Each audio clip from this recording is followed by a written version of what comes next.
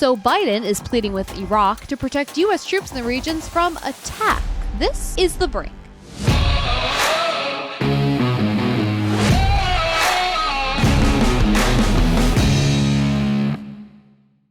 And folks, remember to like, comment, and subscribe if you like me and you like what we do here. And if you love it, you can also become a Daily Caller Patriot. There's a link in the description below. So the Biden administration is apparently asking the Iraqi government to protect American troops who are stationed in Iraq from attacks by Iranian-backed militias.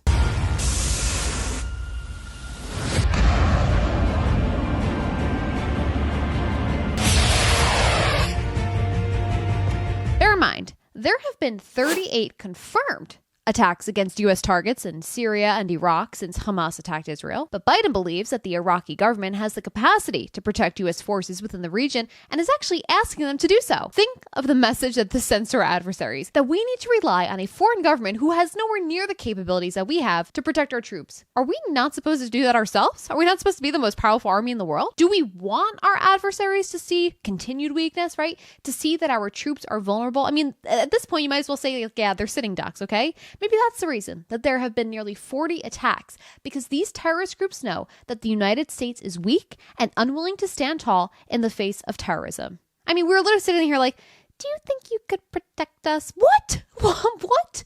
All right, folks, take a quick look at this video that came out of California this weekend. Surveillance video shows a masked intruder with a gun run up to this mid-city man about to walk in his front door. The homeowner pulls out his gun to defend himself, firing shots at the two intruders, quickly entering a shootout. Yeah, so this must be edited, because I have been reliably informed by the gun lobby that using a gun for self-defense never happens. All right, so I love this. So this punk, he tries to rob this man thinking he's catching him unsuspectingly. And this guy turns around, throws his coffee on this man, and then pulls out his legally owned firearm and starts shooting. That is peak America. Okay, he told, I think it was ABC, he told them, yeah, I have a wife and a child in the house. I'm going to protect them. It's also peak example of why individual gun ownership is so important, right? The police weren't around. By the time they would have gotten there, it would have been too late. The homeowner could have been dead, okay? Self-defense is paramount to a functioning society, because without it, criminals are emboldened, right? They have every reason to run rampant, as evidenced by this video, because this criminal, he didn't expect this guy to be carrying, right? He thought this was going to be an easy rob, okay? And you constantly hear the phrase, well, guns kill people, but guns also save people, okay? I mean, that's probably why Gavin Newsom walks around with a bunch of them, right? It's why the president does, why every Democratic governor does, right? Now, remember last year how everyone was like, John Fetterman is really suffering after his stroke. He can't speak clearly. He has trouble working. This isn't a good idea. And then everybody else was like, no, it's fine. Then remember a few weeks into the job, he was off the job for mental health, and everyone was like, yeah, it's normal, right? People get stressed, right? And then remember how we saw a bunch of these things happening? Americans like about Chloe George from the north to the town of Northeast. Well in front of time. And again, and now I'm standing next to the president again, next to a collapsed bridge here. An unelected Supreme Court justice will try to blow up our economy. That's on them if they have to judge on that. So, thank you. So now Fetterman used his stroke to mock a pro-Palestinian protester. Have a look. 4,000 plus dead children in Palestine, 9,000 plus dead civilians.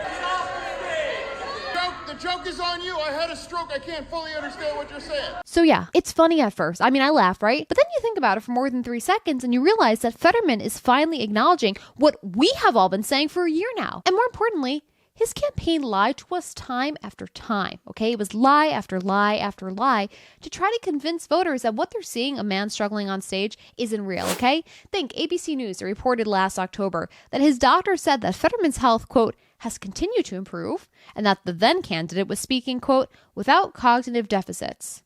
Does he know the same Fetterman that the rest of us know? If Fetterman cannot understand someone talking, there's no joke, right? The only joke is on Pennsylvania voters, okay? Because there is nothing funny about literally being physically unable to understand your constituent. You cannot do the job as a senator if you can't understand what your constituents care about, right, wrong, or indifferent, okay? But remember, that was just Republicans being anti-disabled, right? And speaking of Republicans, so apparently a conservative organization that tanked some of Biden's nominees is being investigated by the IRS 2 years after they were granted a tax-exempt status. How coincidental. So the American Accountability Foundation, they told the Daily Caller News Foundation that the IRS is requesting all of their financial data, all their communications, and their documents 2 years after it was approved for a tax-exempt status. Now, the organization says that it's retaliation for AAF's reporting on a bunch of Biden nominees who either withdrew their nominations or had their nominations withdrawn, okay? And look, you probably remember some of them. Remember Gigi Son? Okay, she was Biden's FCC chair nominee. Then it was revealed that she donated to a bunch of Democrats. So the AAF said, look, to the lawmakers that received her donations, you should recuse yourselves from voting on her nomination. It's not fair. She was the same woman who said that Fox News had the worst impact on our democracy in 2020 and said it was, quote, state-sponsored propaganda. Like, does she watch MSNBC and CNN, right? So AAF, they spent thousands of dollars to persuade Americans that Sohn does not deserve to be the FCC chair. It worked. Then the White House withdrew their nomination of Ann Carlson for a position because the AAF called her out for her radical statements on energy and blaming Americans for loving their cars and their cheap gas. How dare you like $2 gas? Racist. And look, we know it's very possible for the IRS to target conservatives because Biden's best buddy Obama did it, right? Remember Lois Lerner targeted conservative groups when reviewing their tax-exempt statuses? Remember how she chose groups with the words Tea Party or Patriot when she was trying to figure out who she wanted to audit, right? The Biden administration has a very long and documented history of weaponizing these federal agencies against conservatives. And here's just another example, right? Look, they did it to parents at school board meetings, okay? They did it to people who were opposed to COVID restrictions and lockdowns, so they were possible domestic terrorists. They did it to Catholics, okay? At what point will those on the left say, you know what? That's just one step too far. I'm really done with my taxpayer dollars being used to pay for agencies that target people that I just disagree with, right? Will they take interest in if it happens to them? Is that what it will take for them to care about freedom? Folks, we will just wait and see. More tomorrow here right on The Brink, so make sure you tune in and join us.